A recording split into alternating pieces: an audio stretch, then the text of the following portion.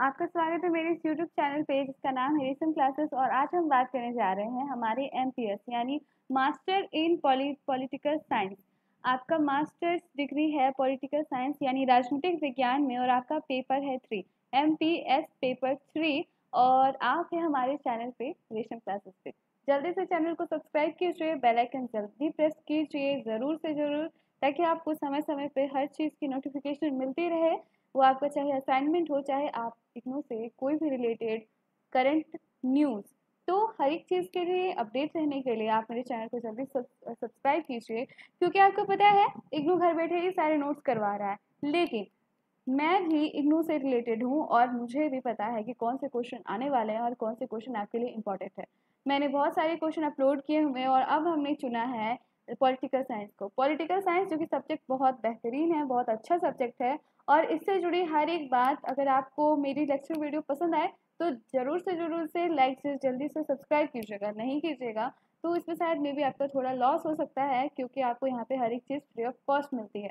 और आज हम बात करने जा रहे हैं हमारे राष्ट्र आंदोलन के बारे में। जी हाँ, राष्ट्र आंदोलन कहाँ से इसकी शुरुआत हुई, राष्ट्र आंदोलन की शुरुआत कहाँ से हुई, इसकी जो टाइटल है विकास, अधिकार व भागीदारी के संबंध में।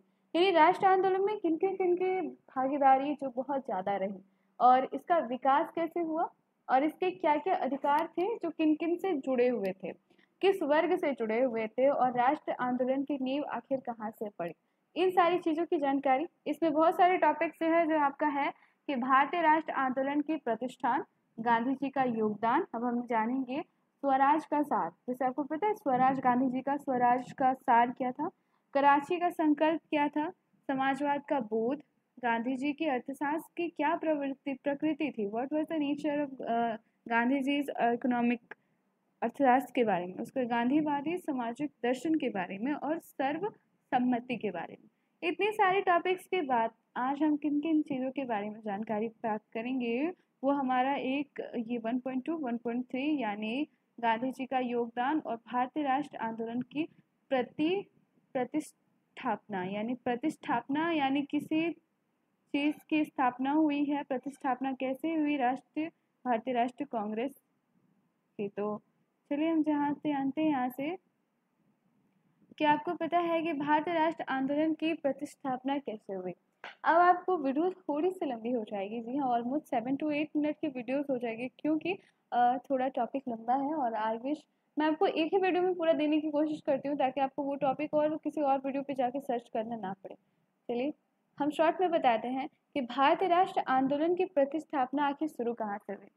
1885 में, आपको पता है 1885 में एओयू द्वारा कांग्रेस की स्थापना हुई। भारतीय राष्ट्रीय कांग्रेस, अखिल भारतीय राष्ट्रीय कांग्रेस की स्थापना हुई।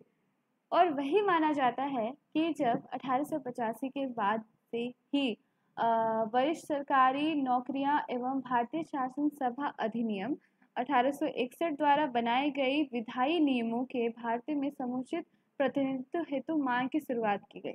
यानी 1861 में जो भारत परिषद नियम जो लाया गया था ना, विधायक नियम, उससे विधायिका बनाएगी, हर चीज़ के लिए अलग अलग विधायिका बनाएगी। और उसी समय 1885 में, 61 के बाद जो 85 में हुआ, से कांग्रेस की स्थापना की गई। और कांग्रेस ने हर एक वर्ग के लिए काफ़ी कुछ करने की कोशिश की। उन्होंने यही सारे मुद्दे लेकर अपनी पार्टी एक बनाई।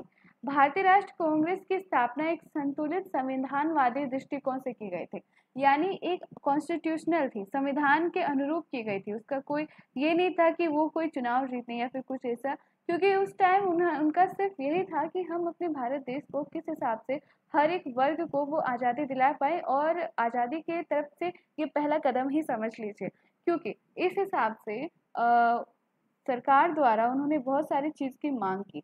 जैसे कि 1993 में कांग्रेस ने सरकार द्वारा संस्थापन के भू सुधारकों को बचाने के लिए स्थायी बंदोबस्त संबंधी जो प्रचलन था उसको, उसकी मांग की। ठीक है, उन्होंने बागवान संगठन के लिए, औद्योगिक सर्वर्ण के लिए, सब चीज़ के लिए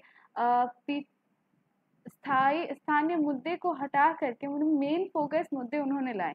सबसे पहले 1895 की ओर चलते हैं, जो है हमारा कि Indian home rule. Indian home rule की संस्थापना हुई 1995 में।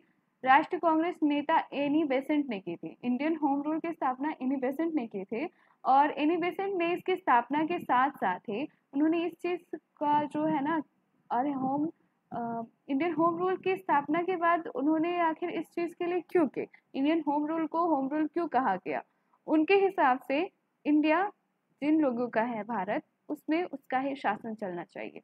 हर नागरिक को अभिव्यक्ति की स्वतंत्रता, अपना जो है जो भी स्वतंत्रता हो, चाहे वो सार्वजनिक चीज़ों की हो, कानून के है, कानून के समक्ष अपनी बात रखने की हो, समानता की हो, अपनी याचिका की हो, शिकायत करने की हो, या फिर अपनी जिंदगी को अपने सम्मान और स्वतंत्रता के साथ जीने की।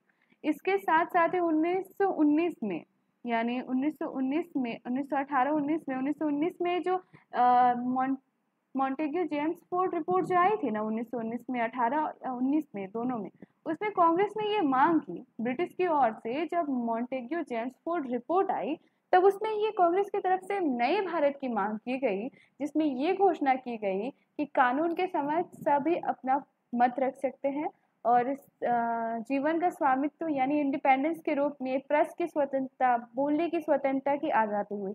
अब यहाँ से एक नोट करने वाली बात है, बोलने की आज़ादी से ये हुआ, अगर बोलने की आज़ादी, प्रेस की स्वतंत्रता हो गई, तब भारत को आज़ाद करने की तरफ एक अलग ही, ताकि अब प्रेस की स्वतंत्रता हो जाती तब लोग अपनी बात को खुलेआम कह सकते थे बिना कुछ डरे, या इसीलिए सबसे पहले प्रेस की स्वतंत्रता की मांग की गई। उसके बाद आता है हमारा कि मोहनदास जी ने 1925 में सर्वदलीय सम्मेलन में एक उप समिति, एक भारतीय राष्ट्र कुल विधेयक तैयार किया और इसमें जो है ना, ग्राम स्तर के ऊपर स्वशासन, यानी जो ग्राम पंचायत है ना, उसकी शुरुआत अगर कही जाए, नींव तो 1925 से ही गांधी जी ही ने डाली। उन्होंने ये कहा कि गांव पे शासन सिर्फ गांव वालों का होना चाहिए और इसीलिए उन्हें स्वशासन के ऊपर ग्राम स्तर के लिए स्वशासन लाया, अपना शासन गांव पे। उन्होंने पहले गांव, तालुका, जिला, प्रांत और भारत, ऐसे उन्होंने डिटेल दिया, यानी भारत शहरों से नहीं, गांव, तालुका, जिला, प्रांत और भारत से मिलकर एक पूरा भारत बनेगा। उन्होंने स्वतंत्रता के अधिकार, वास स्थान, सुरक्षा, ये सारे, धर्म पे विश्वास रखने की अपनी अपनी स्वतंत्रता हो, व्यक्त करने की स्वतंत्रता हो, ये सारी चीज़ें बगैर कानून के समक्ष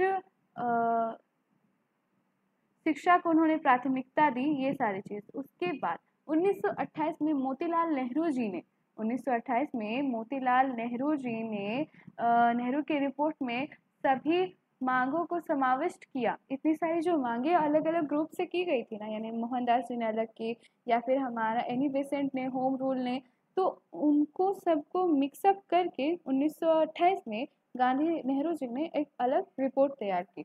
उनमें बंदी, प्रत्यक्ष परामर्श, इतने सारे अधिकार जो है एक साथ रख दिए गए।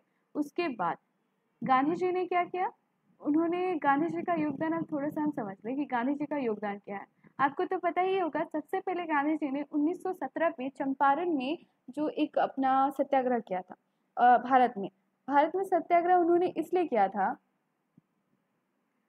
क्योंकि उनका जो था ना, वहाँ पे कृषक जो लोग थे, नील की खेती के खिलाफ गांधी जी ने सबसे पहले ये चीज़ किया था 1917 पे। उसके बाद 1918 पे उन्होंने अहमदाबाद में सारा भाई कपड़ा मिल था, वहाँ उन्होंने श्रमिकों पे जो अत्याचार किया जा रहा था, उसके लिए गांधी जी ने अनशन पे बैठे उन्होंने, और वहाँ पे उन्होंने सत्याग्रह किया और मजदूरों को न्याय दिलाया। तो गांधी जी का बहुत बड़ा योगदान है इस विषय पे। तो इसी के साथ इस वीडियो में बस इतना ही। आई होप मैंने आपकी थोड़ी सी तो मदद कर दी होगी। अगर आपको ये सारी चीज़ें पसंद आई, वीडियो को ज़रूर लाइक करके जाइएगा और हर एक टॉपिक को अच्छे से माइंड पे बिठा लीजिए, क्योंकि हर एक छोटा सा टॉपिक है, टॉपिक बड़ा नहीं होता, उस पर हमको सिर्फ डिटेल जाननी होती है। इसी के साथ इस वीडियो में बस इतना ही। Thank you for watching my this video.